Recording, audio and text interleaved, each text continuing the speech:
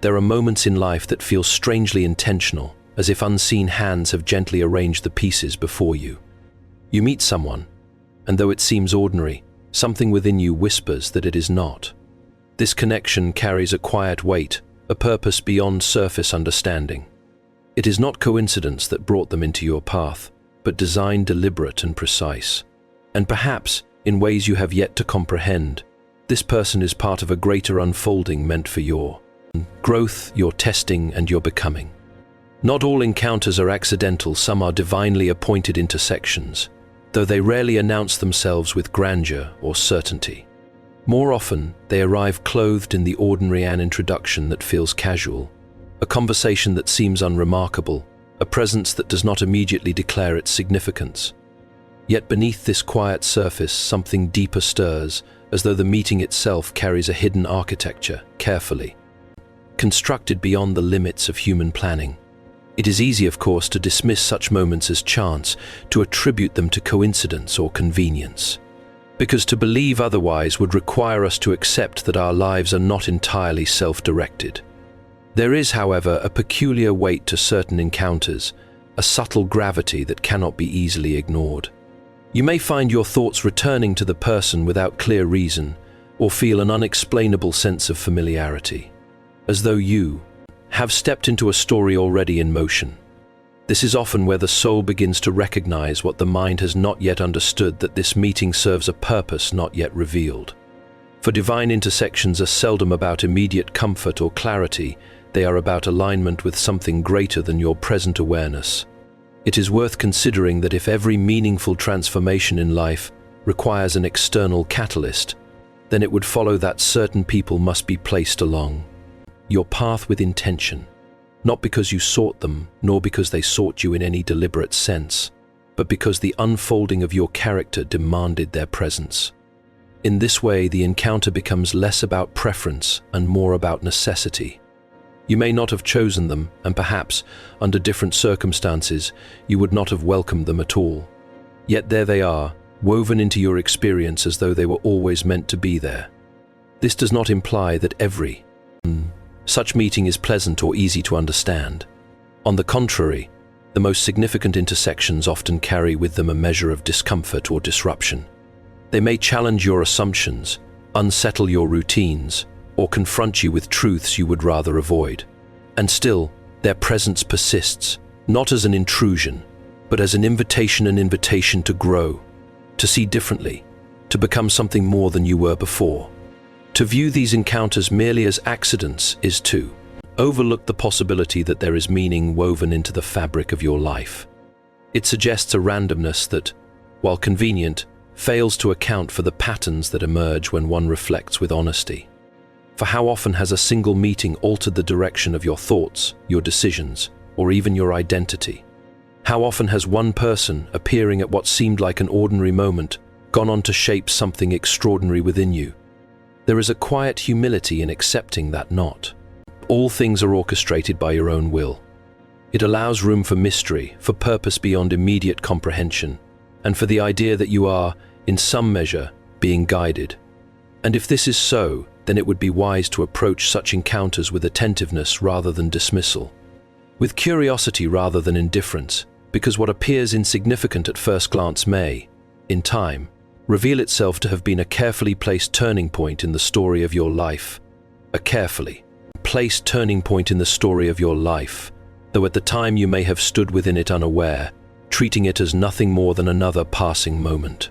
It is only afterward, when distance grants perspective, that you begin to see how certain individuals were not merely present, but instrumental. And among these, the ones who challenged you most often occupy a peculiar and uneasy place in your memory. They are not easily celebrated, nor comfortably dismissed, for their influence carries both the sting of discomfort and the undeniable mark of transformation. The people who challenge you often carry the keys to your transformation, though they seldom appear in forms you would willingly choose. They may disrupt your sense of control, question your beliefs, or expose the fragile places you have worked so carefully to conceal. At first, such encounters feel less like gifts and more like burdens, for they demand something of you that comfort never requires. They ask you to look more closely to think more deeply, and, perhaps most unsettling of all, to change. It is a curious truth that we rarely grow in the presence of ease alone. Comfort has a way of preserving us as we are, while challenge presses against the boundaries we have set, revealing both their strength and their limitations. When a person enters your life and unsettles you, it is tempting to view them as an obstacle, an interruption to the peace you had come to expect. Yet it may be that their very purpose is to disturb that peace, not out of cruelty but out of necessity. For a peace that is never tested can easily become a complacency that hinders growth. Such individuals often mirror aspects of yourself that you would rather not confront. In their words or actions, you may glimpse your own fears, your impatience, your pride, or your uncertainty. This reflection is rarely comfortable, and so the natural response is resistance. You may withdraw, argue, or quietly resent their presence, believing that the problem lies entirely with them. But if you linger long enough in honest reflection, you may begin to see that the discomfort they bring is not without purpose. It is not that they are flawless messengers, nor that every challenge they present is delivered with grace. Indeed, they may be as imperfect as you are, their methods at times clumsy or even harsh. Yet the value of their presence does not depend on their perfection, but on the effect they have upon you. They become, in a sense, instruments through which something deeper is at work, shaping you in ways that comfort alone could never accomplish. There is also a peculiar persistence to such relationships. Even when you attempt to distance yourself, the lessons they carry seem to follow, reappearing in different forms or through different people, as though the matter remains unresolved. This repetition is not accidental. It suggests that there is something essential you have yet to grasp, something that requires your attention despite your reluctance. To accept that those who challenge you may be necessary for your transformation is to adopt a posture of humility. It requires you to consider that your current understanding is not complete, that your present self is not yet fully formed. And while this realization may be unsettling, it is also liberating, for it opens the possibility of becoming more than you are. In this light, the difficult person is no longer merely an adversary, but a participant in your growth, a figure whose presence, however uncomfortable, serves a purpose beyond immediate understanding. And though you may not welcome their challenge, you cannot deny its effect, nor the subtle, persistent way in which it reshapes your thoughts, your character, and the path you continue to walk reshapes your thoughts, your character, and the path you continue to walk, often in ways so gradual that you scarcely notice the change until it has already taken hold within you. And yet, even as this transformation unfolds, there remains a lingering question: how is it that truth so often reaches us through such unexpected and imperfect means? Why is it that clarity does not always arrive in solitude, but is instead carried through the presence of another, sometimes quietly, sometimes with unsettling force? God uses human vessels to reveal truths you would otherwise ignore, not because those vessels are flawless, but precisely because they are not. There is something profoundly humbling in the realization that truth is not always delivered through grand revelations or unmistakable signs, but through ordinary people whose lives intersect with yours at just the right moment. They speak, they act, they respond, and in doing so, they uncover something within you that had remained hidden, perhaps even from yourself. It would be far easier, of course, if truth came to us in forms we could readily accept, clear, gentle, and perfectly aligned with our expectations. But such a method would seldom achieve its purpose. For what we easily accept, we rarely examine, and what we do not examine, we seldom truly understand. Instead, truth often arrives in ways that provoke resistance, carried through individuals whose imperfections make it difficult to separate the message from the messenger. You may find yourself questioning their tone, their timing, or their character, focusing on the flaws in their delivery rather than the substance of what is being revealed. This is perhaps one of the greatest obstacles to growth, that we are inclined to dismiss truth when it is not presented in a form we prefer. Yet if one is willing to look beyond the surface, to set aside the immediate impulse to judge or reject, there lies the possibility of recognizing something deeper at work. It is not that every word spoken by another carries divine significance, nor that every interaction is laden with hidden meaning. But there are moments subtle, often fleeting when something said or done strikes, with unusual force as though it has found its mark with precision. It lingers in your thoughts, returning again and again, refusing to be easily forgotten. And in these moments it becomes difficult to deny that something more than mere chance is at play. The vessel through which truth comes may not even be aware of what they carry. They may speak casually, without intention or foresight, and yet their words take root within you, unfolding over time into understanding. This, too, is part of the mystery, that the significance of an encounter is not always recognized by both parties, nor is it dependent on their awareness. What matters is not their intention alone, but the effect their presence has upon your inner world. There is also a certain discomfort in accepting that truth can come through those we might not esteem. It challenges our assumptions about where wisdom resides and forces us to reconsider the boundaries we have drawn between the ordinary and the sacred. For if truth can be spoken through anyone, then it requires us to listen more carefully, to remain attentive even when the source seems unlikely or inconvenient. To ignore such moments is to risk overlooking something essential. Yet to recognize them requires a willingness to be corrected, to be guided, and at times, to be unsettled. It asks you to loosen your grip on certainty and to allow for the possibility that you are being shown something you could not have discovered on your own. And so, the presence of another person becomes more than a mere coincidence or passing interaction.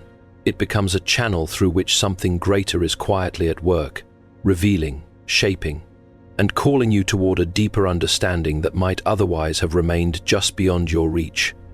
Just beyond your reach, lingering at the edges of your awareness, waiting for the moment when you are willing to see what has been set before you all along. Yet even as these truths begin to surface, they rarely present themselves with immediate clarity. More often they are wrapped in confusion, appearing fragmented and incomplete, as though you have been given only a portion of a much larger design. What feels confusing now may later reveal itself as necessary alignment, though in the present moment it often seems anything but orderly. You may find yourself questioning the purpose of certain relationships, wondering why a particular person has entered your life at all, especially when their presence brings certainty rather than reassurance. It is in these moments that the absence of clarity can feel most burdensome, for the human mind is inclined to seek resolution, to draw conclusions, and to establish meaning as quickly as possible. But there is a kind of wisdom in what is not immediately understood. If every purpose were revealed at once, there would be little room for trust, and even less for growth. The unfolding of meaning requires time, not merely because the circumstances must develop, but because you yourself must become capable of perceiving what is already taking shape. What appears disordered at first may, in truth, be a pattern too intricate to grasp in a single glance. Consider how often you have looked back upon a past confusion and found, with some measure of surprise, that it was not without direction. What once seemed like a misstep or an unnecessary complication reveals itself, in hindsight, as a point of alignment, a moment where various strands of your life began to converge. The difficulty lies in recognizing such alignment while you are still within the uncertainty, when the outcome remains hidden and the path forward is not yet clear. There is also a tendency to resist what we do not understand, to push away those situations or people that disrupt our sense of order. Confusion can feel like a sign that something is wrong, that a mistake has been made, or that we have wandered off course. Yet it may be that this very confusion is an indication that something is shifting, that the familiar structures are being rearranged to make room for something new. The person whose presence seems perplexing may, in time, become the very one who brings clarity, though not in the way you expect. Their role may not be to provide answers directly, but to position you in such a way that you begin to ask the right questions. In doing so, they contribute to an alignment that extends beyond the immediate interaction, influencing choices and insights that unfold gradually. It is important to recognize that alignment does not always feel harmonious at the outset. There is often a period of tension, a sense of things not quite fitting as they should. This tension is not without purpose. It serves to draw your attention, to prompt reflection, and to prevent you from settling too quickly into assumptions that may later prove incomplete. To remain within this uncertainty without retreating into frustration requires a certain patience, a willingness to allow the process to unfold without forcing it into premature conclusions. It asks you to hold the question open, to live for a time without a full understanding, trusting that what now appears fragmented will, in due course, reveal its coherence. And so, what you now perceive as confusion may, in fact, be the early stage of a deeper alignment, one that is quietly arranging itself beneath the surface of your awareness, waiting for the moment when its purpose can be seen not as a disruption, but as a necessary and deliberate part of your unfolding journey, though it may still resist your attempts to categorize it neatly or to assign it a comfortable meaning. For even when alignment begins to take shape, there remains the undeniable reality that not every presence in your life exists to soothe or affirm you. Some arrive with a different purpose altogether, one that is less gentle, yet no less essential. Every soul placed near you serves either your comfort or your correction, and it is often the latter that leaves the deepest and most lasting impression. Comfort, by its nature, reassures you that you are safe, that you are seen, that you are accepted as you are. It provides a space in which you can rest, gather strength, and experience a sense of belonging. Such relationships are not to be underestimated, for they sustain you in ways that are both quiet and profound. Yet comfort alone, if left unchallenged, can lull you into a kind of stillness that resists necessary change. Correction, on the other hand, rarely arrives in a form that feels immediately welcome. It disrupts, unsettles, and at times even offends your sense of self. The person who carries this role may not appear kind in the way you expect, nor patient in the way you would prefer. They may speak truths that feel sharp, or act in ways that force you to confront what you have long avoided. And because of this, it is tempting to reject them outright. To dismiss their presence as unnecessary or even harmful. Yet to do so without reflection is to risk overlooking the very purpose for which they were placed before you. For correction is not merely about pointing out faults. It is about revealing what must be refined, what must be strengthened, and what must be relinquished altogether. It serves as a kind of mirror, though not a flattering one, showing you aspects of yourself that comfort would never expose. It is also worth noting that the same person may, at different times, embody both roles. There are moments when they offer reassurance, when their presence feels steady and supportive. And then, without warning, they become the source of discomfort, challenging you in ways that seem to contradict the very peace they once provided.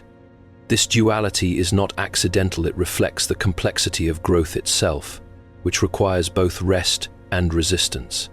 The difficulty lies in discerning the difference between correction that builds and criticism that merely wounds. Not every harsh word carries wisdom, and not every challenge is rooted in truth. Yet even within imperfect delivery, there may exist a fragment of insight worth considering. To recognize this requires discernment, a willingness to look beyond the immediate sting, and to ask whether there is something within the experience that calls for your attention. There is, too, a certain humility required in accepting correction. It asks you to admit that you are not yet complete, that there are aspects of your character still in need of shaping. This is not a comfortable admission, for it stands in quiet opposition to the desire to see oneself as already sufficient. And yet, it is precisely this openness to correction that allows for genuine transformation. Comfort sustains you, but correction refines you. One preserves, the other reshapes. And while it is natural to gravitate toward what feels easy and affirming, it is often the more difficult encounters that leave a lasting imprint, altering the way you think, respond, and move through the world. In this way, every soul placed near you carries significance, whether through the peace they offer or the tension they introduce. Neither role is without purpose, and both contribute, in their own distinct ways, to the ongoing work being carried out within you, shaping not only who you are, but who you are gradually becoming, often through processes so subtle that you scarcely perceive them while they are taking place. And yet, even as these influences work upon you, there remains another element no less significant than the encounter itself, the moment in which it occurs. For it is not merely that certain people enter your life, but that they do so at a time that seems, upon reflection, curiously precise. The timing of meeting them is as significant as the meeting itself, though at first it may appear incidental even. Inconvenient. You may encounter them when you feel unprepared, when your circumstances are uncertain, or when your attention is directed elsewhere. Indeed, it often seems that such meetings occur at the least expected moments, as though they have been placed just beyond the reach of your planning. And because of this, you may be inclined to question their relevance, to wonder whether they have arrived too early, or perhaps too late, to hold any real meaning. Yet time has a way of revealing what hast obscures. What feels mistimed in the present may later prove to have been exact in its placement, occurring at the only moment when its purpose could truly take effect. For if the same person had entered your life at a different point when you were less aware, less receptive, or more firmly rooted in your previous understanding, the encounter might have passed without leaving any lasting impression. It is not merely the presence of the person that matters, but your readiness, however, partial to be affected by them. There is also a certain tension in recognizing that you do not control the timing of such encounters. You may wish to delay what feels overwhelming or hasten what seems beneficial, but these inclinations rarely align with the deeper unfolding at work. This lack of control can be unsettling, for it challenges the assumption that your life progresses solely according to your own decisions and desires. Instead, it suggests that there are moments prepared in advance waiting for you to arrive at them, even if you do so unknowingly. Consider how often you have looked back and realized that a particular meeting occurred at a turning point just before a significant decision, just after a period of uncertainty, or precisely when you were beginning to question the direction of your life. At the time, you may not have recognized its importance, seeing it as one event among many. But in hindsight, it takes on a different weight, standing out as though it were placed there with intention. It is also true that timing does not always align with comfort. The person may arrive when you feel least capable of engaging with them fully, when your attention is divided, or when your circumstances make their presence seem complicated rather than welcome. This too serves a purpose. For growth rarely occurs under ideal conditions. It often emerges in the midst of tension, when you are required to navigate uncertainty while still moving forward. To acknowledge the significance of timing is to accept that meaning is not always immediate. The value of an encounter may not be realized until much later, when the consequences of that meeting begin to unfold in ways you could not have anticipated. What seemed insignificant at the moment reveals itself as foundational, having set in motion a series of changes that continue to shape your path. There is, then, a quiet precision in the way such meetings occur, a sense that they are neither random nor misplaced even when they defy your expectations. And while you may not always understand why a person has entered your life at a particular moment, it is worth considering that the timing itself carries intention, that it has been arranged not merely for convenience, but for effect. In this light, the encounter is not an isolated event, but part of a larger unfolding, one in which both the person and the moment are intertwined, each giving meaning to the other in ways that only time can fully reveal, each giving meaning to the other in ways that only time can fully reveal. Though even with such reflection, there remains within you a quiet resistance that is not easily dismissed. For there are moments when the presence of a particular person stirs something unsettled, something that does not rest comfortably within your understanding. You may find yourself withdrawing without clear reason, or reacting with an intensity that seems disproportionate to the situation itself. Resistance toward them may signal a deeper spiritual lesson at work, though it is often misinterpreted as simple incompatibility or personal dislike. It is far easier to conclude that the other person is at fault, that their manner, their words, or their character alone accounts for the discomfort you feel. Such a conclusion provides a kind of relief, for it allows you to maintain your current sense of self without the inconvenience of further examination. Yet resistance has a curious way of persisting even when circumstances change. You may distance yourself from the person only to encounter similar tensions elsewhere, as though the underlying issue has not been resolved but merely relocated. This repetition suggests that the discomfort is not solely rooted in the other, but in something within you that has yet to be understood.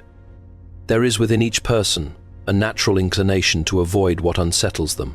We seek harmony, agreement, and ease, and when confronted with opposite, our first instinct is often to retreat. But if every instance of resistance were to be avoided, much would remain undiscovered, and many necessary lessons would remain unlearned. For it is precisely in those moments of inner friction that something hidden begins to surface. The person who evokes this resistance may be touching upon areas you have long left unexplored, beliefs you have not questioned, fears you have not named, or habits you have not examined. Their presence acts as a kind of catalyst, bringing to the surface what would otherwise remain dormant. This process is seldom comfortable, for it disrupts the sense of stability you have carefully constructed. It is important, however, to distinguish between resistance that signals growth and that which indicates genuine harm. Not every discomfort is instructive, nor is every challenging presence beneficial. Yet when the resistance is accompanied by a persistent sense that there is something to be learned, something not yet grasped, it may be worth pausing before dismissing it entirely. To engage with this resistance requires honesty, a willingness to look beyond immediate reactions and to ask what lies beneath them. Why does this person provoke such a response? What within you is being stirred, and what does it reveal about your current state of understanding? These questions are not easily answered, and they often lead into areas that are less than comfortable to explore. There is also a certain humility. Acknowledging that growth may come through means you would not have chosen. It challenges the assumption that you can fully control the manner in which you are shaped, suggesting instead that some lessons arrive uninvited, carried through interactions that test your patience, your assumptions, and your sense of self. In this way, resistance becomes more than an obstacle to be avoided. It becomes an indicator, pointing towards something that requires attention. And while the instinct may be to turn away to seek the familiarity of comfort, there is a possibility quiet, but persistent, that within that very resistance lies the beginning of a deeper understanding, one that can only be reached by moving through rather than around the discomfort it brings, by moving through rather than around the discomfort it brings. You begin to notice that not all things are meant to remain as they are. There is a tendency, particularly when something feels significant, to assume its permanence, to believe that what has entered your life with such weight must surely remain there indefinitely. Yet experience, if observed carefully, suggests otherwise. Their presence is not permanent by default, but purposeful by design, and this distinction, though subtle, carries considerable meaning. For permanence implies possession, a kind of holding on that resists change, while purpose suggests movement, direction, and eventual completion. The person who has been placed in your life may have a role to or fulfill, a work to accomplish within you, and once that work has reached its intended end, their presence may no longer be required in the same way. This is not always an easy truth to accept. There is a natural inclination to cling to what feels important, to preserve the connection as it is, even when it begins to shift or fade. You may find yourself resisting the signs of change, holding on to what once was, rather than recognizing what is now unfolding. But to do so is to misunderstand the nature of purpose itself, which is not to remain fixed, but to lead you forward.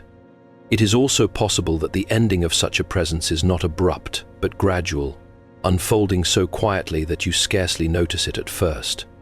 The conversations become less frequent, the intensity diminishes, and what once felt central begins to move toward the periphery of your life. This transition can be unsettling, for it raises questions: was the connection ever real, or has something been lost along the way? Yet, the value of the encounter does not diminish with its duration. What was given, what was learned, and what was set into motion remain, even as the form of the relationship changes. There is in this a certain freedom, though it may not feel so at the moment of parting. To recognize that a person's role was purposeful rather than permanent allows you to appreciate their presence without attempting to confine it. It shifts your focus from holding on to understanding, from possession to meaning, and in doing so it opens the possibility of receiving what the encounter was meant to offer, without being bound by the expectation that it must continue unchanged. This does not suggest that every significant relationship is fleeting, nor that all connections are destined to end. Some do endure, growing and deepening over time. But even in those that remain, the nature of the purpose may evolve, taking on new forms as both individuals change. The key lies not in determining the length of the presence, but in discerning its role within your life. To accept this is to adopt a posture of trust that what has been placed before you carries meaning, and that when its purpose has been fulfilled, its departure, whether partial or complete, is not without reason. It asks you to release the need for certainty regarding duration and to attend instead to what is being formed within you through the encounter itself. And so the person who entered your life, not by chance, may not remain in the way you once expected, yet their significance is not measured by their permanence, but by the quiet and often unseen work accomplished through their presence, a work that continues within you even after they have stepped beyond the immediate path you now walk.